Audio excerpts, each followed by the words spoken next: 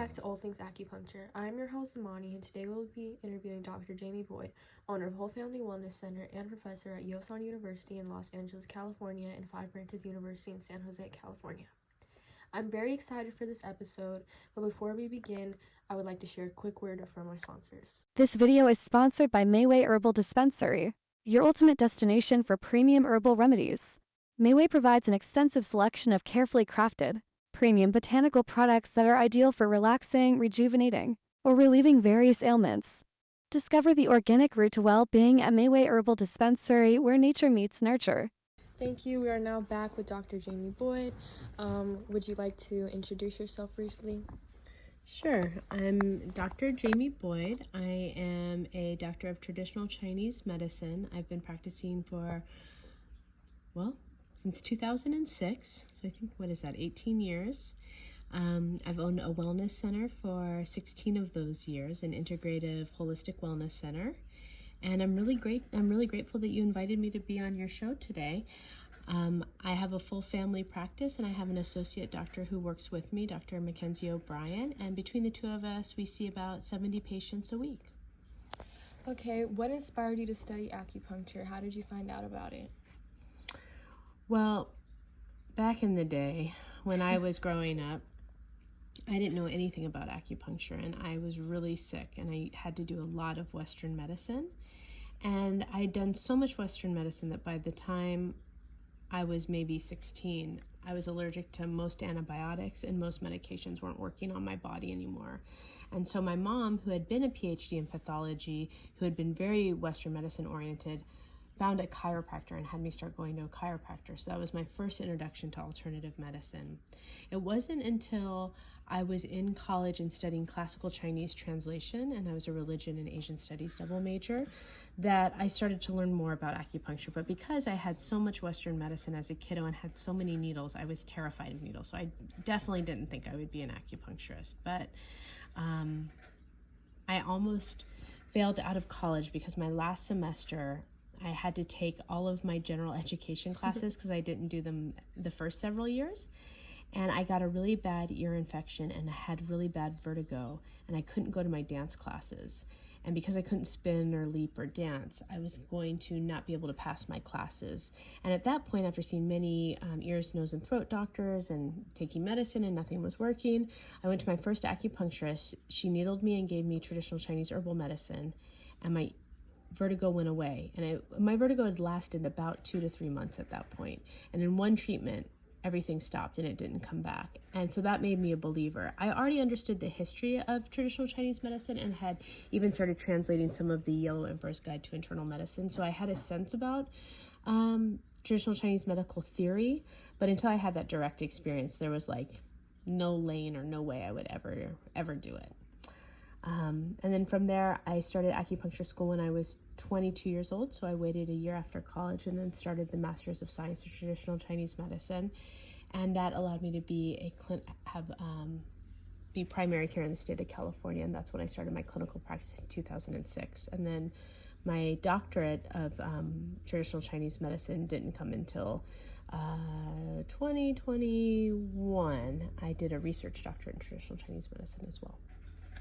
Wow, so you touched on your experience with having acupuncture for the first time and your knowledge of the history of acupuncture and traditional Chinese medicine, but where do you think acupuncture is headed today?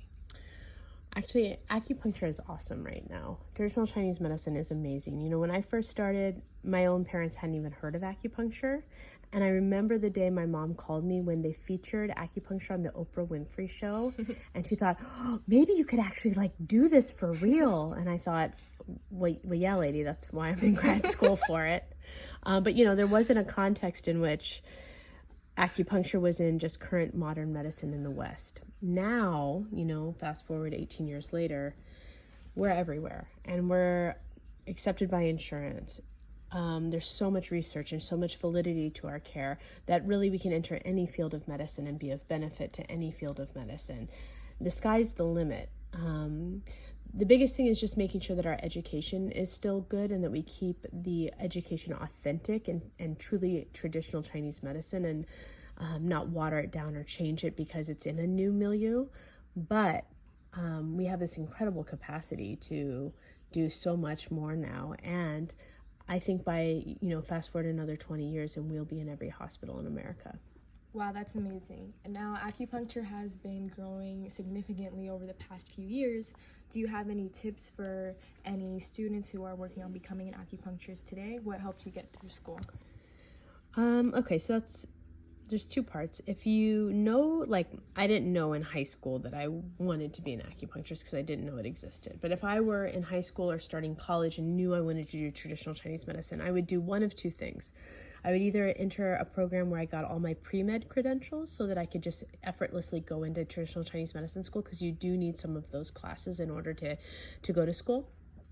Or I would do what I already did, which was I studied Asian studies and religion, and my emphasis was on India and China, so specifically Chinese culture, Japanese culture, Korean culture, anywhere where traditional, we call it traditional Chinese medicine in the West, but it's truly traditional Asian medicine, because so many different cultures in Asia practice something very similar to what we practice in terms of acupuncture, cupping, moxibustion, and traditional herbal medicine. I really liked my approach because I got a really good understanding of pre-Cultural Revolution China, and that was the environment in which Chinese medicine really grew up in. And so I feel like I was able to understand the cosmology and theory better because I had that ancient Chinese culture and theory in my mind already. But it would have been just as good if I had done Western medicine, because when you get to your Master's of Science or your clinical doctorate in traditional Chinese medicine, you need to have both parts of your brain working. You need the Western medicine brain and you need the classical Chinese medicine brain. So that's how I would enter it at this point. In terms of getting through school, you have to brainwash yourself, which is really difficult because you actually have to learn an entire new cultural perspective on how to see the world through the 5 elements and the 5-phase theory in order to start to understand how acupuncture can work and impact a person on their daily life. So you have to do a lot of rote memorization, which is not typical in Western learning environments anymore. You have to just constantly be remembering all of the herbs, all of the points, and you have to just memorize it because you don't understand the theory enough yet to use it. But you have to go through it and rote memorize every single point, what every single point on the body does, and what every single herb does. And then you have to learn it in Chinese and in Latin in terms of traditional herbal medicine. That was new for me. I had gone to a writing school, so I'm really better at picking a topic, an essay, and then researching it and then writing my voice into it. The first 2 years of traditional Chinese medical school are rote memorization. So I had to really sit down and spend my weekends learning how to learn that way. I found that colors, writing everything in colors, writing everything down many times, repeating it to myself. They even had songs where they sing the herbal formulas to different rhythms so you could remember the herbal formula by song. There's different strategies to teach yourself something completely new that you've never learned before in a completely new way. And it is tricky. It did take me a year or two to figure out which system worked best for me. But the schools know that, and they try to help you and match your learning style so that you can figure out how you can best memorize in that way. Because on the one hand, it's grad school. On the other hand, none of us have really learned that way before in our culture. So they do talk about how to teach yourself in that manner. So that was helpful. Wow, well, I have had a wonderful time interviewing you. Here at All Things Acupuncture, we love thinking about the future of our medicine, and you provide a lot of clarity and hope for what's to come. I also really appreciate your insight, and I'd like to thank all the viewers for joining in on this podcast. I hope you were able to learn a lot about traditional Chinese medicine and acupuncture. And as always, I want to say thank you to our sponsors, Mayway Herbal Company, for making this podcast possible. Tune in next Wednesday for our next episode.